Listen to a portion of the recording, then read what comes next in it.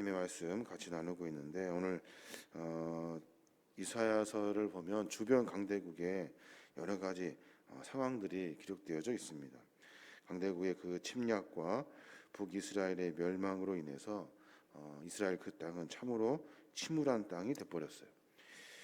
모든 백성들이 두려움에 쌓이게 되었고 또 그 두려움 속에서 다른 이방신을 더더욱 섬기게 되었고 또 다른 열국의 나라의 그 강력한 군사력이라든지 그런 힘들을 보고 다른 나라를 의지하게 되는 그런 참 안타까운 상황이 되는 거예요. 그럼에도 불구하고 하나님은 이스라엘 백성들을 향해서 구원하시려고 그들을 건지시려고 계획하고 계신다는 거예요. 그래서 우리가 읽었던 51장에 있는 말씀은 여호와 하나님을 찾아 구하는 신실한 자들에게 하나님께서는 반드시 구원을 약속하신다는 이야기가 그 속에 들어 있어요. 또 장차 앞으로 임하게 될 바벨론 포로 가운데에서도 하나님은 이 구원의 약속을 반드시 이루신다고 선포하고 계시는 거예요. 그래서 오늘 우리가 선지자의 기도를 듣게 되는데 여러 가지 상황이 자꾸만 안 좋게만 돌아가고 상황이 너무나도 긴박하게 돌아가는 상황에서 하나님의 그 구원의 약속을 좀 속히 좀 이루어 주십시오라고 하면서 이사야 선지자가 기도하고 있는 거예요. 그 기도를 보면 9절에 그렇게 말하잖아요. 여호와의 팔이여 깨소서 깨소서 능력을 베푸소서 옛날 옛 시대에 깨신 것 같이 하소서 라합을 점이시고 용을 찌르신 이가 어찌 주가 아니시며 라고 이야기하면서 하나님 빨리 일어나셔서 깨어나셔서 옛날에 하신 것과 같이 저 라합 저런 악한 나라들을 다 물리쳐 주시고 용을 다 무찔러 주셔서 우리가 이 어려움에서 해방되게 해 주십시오 라고 이렇게 기도하고 있는 거예요. 하나님은 우리를 구원하시는 하나님이셔요. 우리를 건지시는 하나님이시고 우리를 하나님의 은혜 가운데 서게 하시려고 하시는 것이 하나님의 마음이에요. 이스라엘 백성들 선지자 이사야 선지자가 활동했던 그 당시 사회가 참 암울했어요. 왜냐하면 대외적으로 주변 강대국들이 막 새롭게 일어나기 시작했고 북이스라엘이 멸망당하는 것을 남유다 사람들이 눈을 뜨고 다 보고 있었거든요. 그때 아수르의 멸망을 보고서 얼마나 두려워했겠습니까? 그래서 하나님께서는 그 하나님을 섬기는 믿음의 종들만은 남유다만은 건지시려고 구원하시려고 계획하셨는데 그 이스라엘 백성들이 남유다 사람들이 하나님을 섬기지를 않은 거예요. 하나님을 저버려 버리고 하나님을 잃어버리고 삶을 살아요. 그 삶이 어떠냐면 늘 불안과 좌절을 겪어야만 했던 그런 삶이에요. 하나님을 진심으로 섬기고 의지하고 소망할 때 그때 그 하나님의 구원을 만날 수 있는데 하나님이 아니라 다른 것을 의지하며 살아가니까 삶이 불안하고 삶이 좌절될 수밖에 없고 절망할 수밖에 없었다는 거예요. 남유다의 그 상황은 사회적으로 참으로 깊은 암흑기에 빠져드는 그런 상황이었다. 그때 이사야 선지자가 백성들을 위로하고자 하나님이 주신 예언의 말씀을 그들에게 선포하고 있는 거예요. 우리 하나님이 누구냐는 거예요. 우리 하나님은 우리를 구원하시려고 하시는 분이 하나님이시라는 거예요. 우리에게 은혜를 베풀어 주시려는 분이 하나님이라는 거예요. 역사서를 보아도 창세기부터 나오는 아브라함의 그 이야기부터 아무것도 아닌 아브라함을 불러가지고 그에게 믿음의 대를 잇게 하시고 그곳에서 불러들여서 복의 근원으로 삼으신 분이 하나님이라는 거예요. 그러니까 우리는 다른 것이 아니라 하나님을 의지하고 하나님 안에서 그래야만이 하나님의 그 은혜를 만날 수 있게 되는 거예요. 이스라엘 백성들은 그렇게 하지 않는다는 거예요. 자꾸만 세상적으로만 살아가게 돼요. 그것이 더 중요하다고 이야기하는 거예요. 오늘 13절에 보면 그렇게 말해요. 13절에 보면 하늘을 펴고 땅의 기초를 정하고 너를 지은 자 여호와를 어찌하여 잊어버렸느냐 너를 멸하려고 준비하는 저 학대자의 분노를 어찌하여 항상 종일 두려워하느냐 학대자의 분노가 어디 있느냐라고 지금 하나님께서 말씀하고 계신 거예요. 땅을 펴서 기초를 정한 자가 누구냐는 거예요. 왜 그 여호와 하나님을 잃어버렸느냐 너는 왜 멸망의 길로 가고 있냐는 거예요. 학대자를 왜 두려워하냐는 거예요. 학대자가 어디 있어요?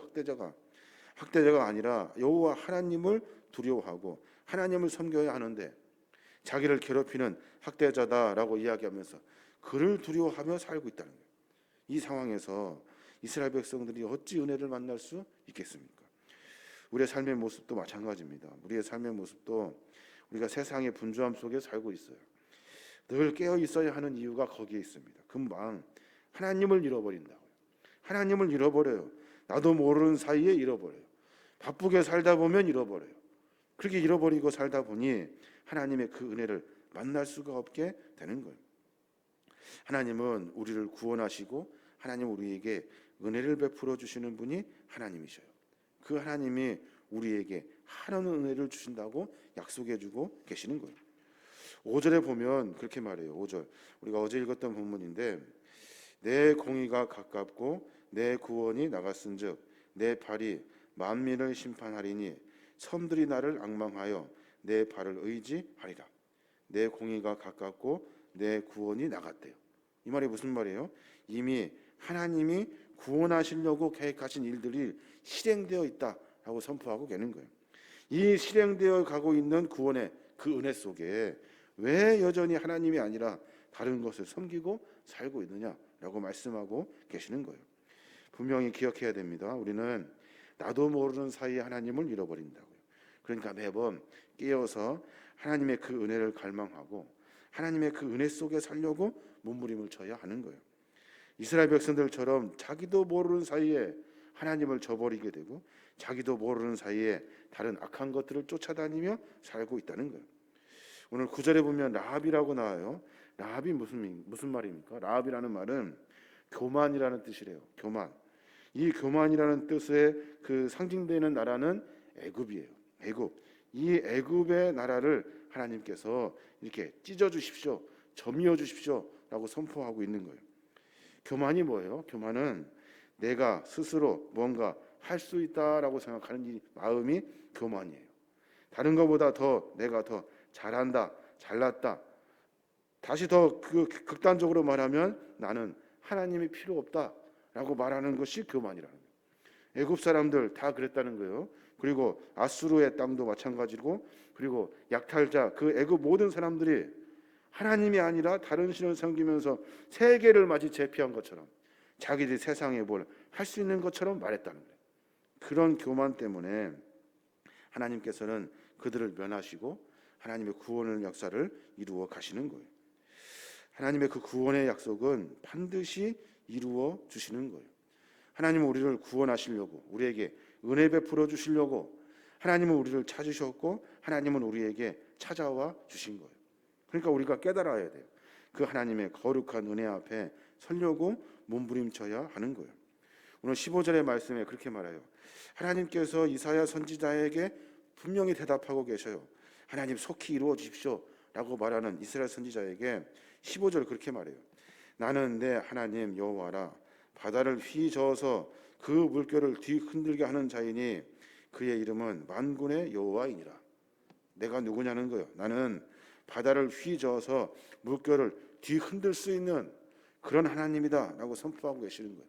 그러니까 그분께서는 계획하시고 일하시고 하나님의 뜻이 있으면 반드시 이루어 주신다는 거예요. 그 뜻이 뭐예요? 우리를 불쌍히 여겨주셔서 우리를 구원하시는 것이 하나님의 뜻이라는 거예요.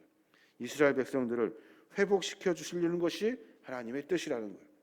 오늘 바벨론 포로에서의 구원뿐만이 아니라 지금 이사야 선지자를 통해서 말씀하신 하나님의 계획은 온 인류 죽을 수밖에 없는 우리를 구원하시려고 예수 그리스도 메시아를 하나님께서 준비해 놓고 계시다는 거예요. 그 메시아를 통해서 온 인류를 구원하려고 하시는 것이 하나님의 계획이라는 거예요.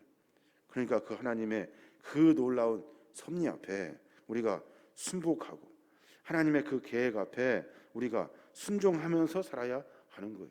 다른 것 쫓아다녀서는 그 은혜를 만날 수가 없다는 겁니다. 16절에 그렇게 우리에게 말씀하셔요. 16절에 보면 내가 내 말을 내 입에 두고 내 손 그늘로 너를 덮었나니 이는 내가 하늘을 펴며 땅의 기초를 정하며 시온에게 이르기를 너는 내 백성이라 말하기 위함이다 라고 선포하셔요. 내가 이 모든 일을 하는 이유는 내가 내 입을 두고 내 손으로 일을 하고 그리고 하늘을 펴고 땅의 기초를 정한 이유는 딱 한 가지라는 거예요. 그 이유가 뭐냐면 너는 내 백성이라는 거예요. 내 백성. 그러니까 포기할 수 없다는 거예요. 이게 하나님이 우리에게 베풀어 주시는 은혜라는 거예요. 사랑하는 여러분, 우리는 신앙의 삶의 여정을 걷고 있습니다. 참 우리는 축복받은 사람들이에요. 하나님의 그 은혜를 알고 깨달을 수 있는 신앙과 믿음의 길을 걸어가기 때문에 그래요. 세상 사람들은 그것을 알지 못하여 멸망의 길로 갈 수밖에 없지만 우리는 하나님의 그 은혜의 섭리를 알 수 있는 신앙인으로 살고 있어요. 이 신앙인 안에서 살아가면서 하나님을 저버리지 아니하고 매번 의식하고 하나님을 생각하고 하나님의 그 은혜를 깨닫고 우리를 사랑하시고 구원하시고 너는 내 백성이다라고 선포하시는 그 하나님의 거룩한 사랑을 우리가 깨달아 알아야 할 줄로 믿습니다. 세상의 것 다른 것 쫓아다니는 것이 아니라 하나님의 그 귀한 사랑을 깨달아서 하나님의 섭리 안에 구원의 은혜를 우리가 만나야 하는 거예요. 이스라엘 백성들 하나님 마음이 어떠실지 참 기억이 나요. 생각이 나요. 하나님 이스라엘 백성들이 자꾸만 악으로만 돌아가는 상황을 보시고 그냥 한 번에 다 쓸어버릴 수도 있을 것인데 하나님은 끝까지 포기하지 아니하시고 또 기회를 주시고 또 선지자를 통해서 선포하게 하시고 또 본인이 직접 말씀하셔요. 너는 내 백성이라고, 내 백성이라고. 그래서 포기할 수가 없다고. 종아리를 들어도 그리고 어떤 징계를 해도 벌써 수백 번 할 만도 한데 포기하지 아니하시고 내 백성이라고 또 선포해주고 계시는 거예요. 우리의 삶 가운데 이 하나님의 은혜와 사랑을 깨닫고 다시 주 앞에 설 수 있는 신앙의 결단이 우리 안에 있어야 하는 겁니다. 저와 여러분이 신앙의 삶의 여정 가운데 하나님의 귀한 은혜를 깨닫고 감사하며 찬송하며 주께 영광 돌릴 수 있는 귀한 삶을 살아내시는 믿음의 종들 되시길 주님의 이름으로 축원합니다.